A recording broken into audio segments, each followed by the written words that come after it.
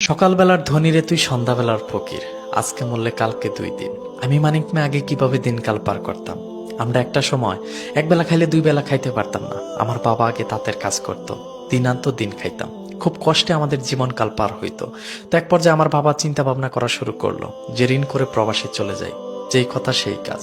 আমার বাবা ঋণ করে চলে যায় সৌদি আরবে। সেখানে তার স্যালারি হয় মাত্র 300 রিয়াল। এখন সে এই 300 রিয়াল দিয়ে পরিবারের মানুষের কাছে টাকা পাঠাবে নাকি মানুষের ঋণ শোধাবে। তো আমিও এক পর্যায়ে খুব চিন্তায় পড়ে যাই। লেখাপড়া করতে শুরু করি। আমার পুলিশের চাকরি করার খুব ইচ্ছা, ইতালি যাওয়ারও খুব স্বপ্ন। তো আমি লেখাপড়ার পাশাপাশি বিভিন্ন কাজ করতাম। খুব কষ্ট মষ্ট করে এসএসসি পরীক্ষাটাও দিলাম।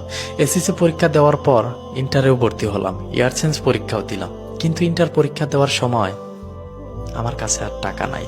তো এক পর্যায়ে আমার বাবা বলতেছে তুই সৌদি আরব চলে আয়। কিন্তু আমি তো সৌদি আরব চাইতে কখনোই রাজি না, আমার স্বপ্ন তো ইতালি। কিন্তু আমার বাবা বলতেছে যে আমাদের কাছে তো এত টাকা নাই, তুই ইতালি কেমনে যাবি। তো এক পর্যায়ে আমার বাবা বলতেছে যে তুই সৌদি আরবে আয়। আমি বললাম যে না, আমি সৌদি আরব যাব না। আমি সৌদি আরব না গিয়ে চলে গেলাম সিঙ্গাপুর। 6 লক্ষ টাকা খরচ করে গেলাম। তো সেখানে যাওয়ার পর খুব একটা সুবিধা করতে পারলাম না। 9 মাস থাকার পর চলে আসলাম বাংলাদেশে। বাংলাদেশে এয়ারপোর্ট থেকে চলে আসলাম আমাদের টাঙ্গাইলে বাসে। এক পর্যায়ে আমাদের কালিহাতি আসলাম, কালিহাতি থেকে ভ্যানে আসলাম আমাদের এলাকায়। তো এখানে আসার পর খুব কষ্ট পাইলাম যে সবাই আসে গাড়ি দিয়া, আর আমি আজকে আসলাম ভ্যান দিয়া। এর থেকে দুঃখের আর কিছু হয় না।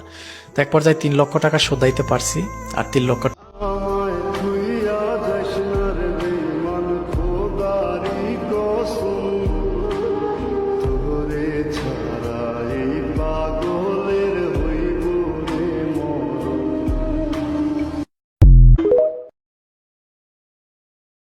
কান্দে রে কান্দে কন্যা নদীর কিনারায়, ও তার চোখের জলে বুক ভাসিয়া নদীর জলে মিশা যায়।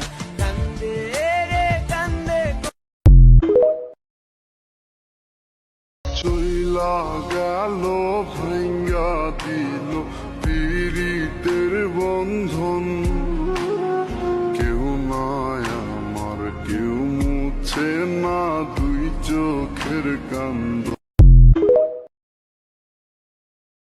Por cento açúcar, 50% mel. Neymar!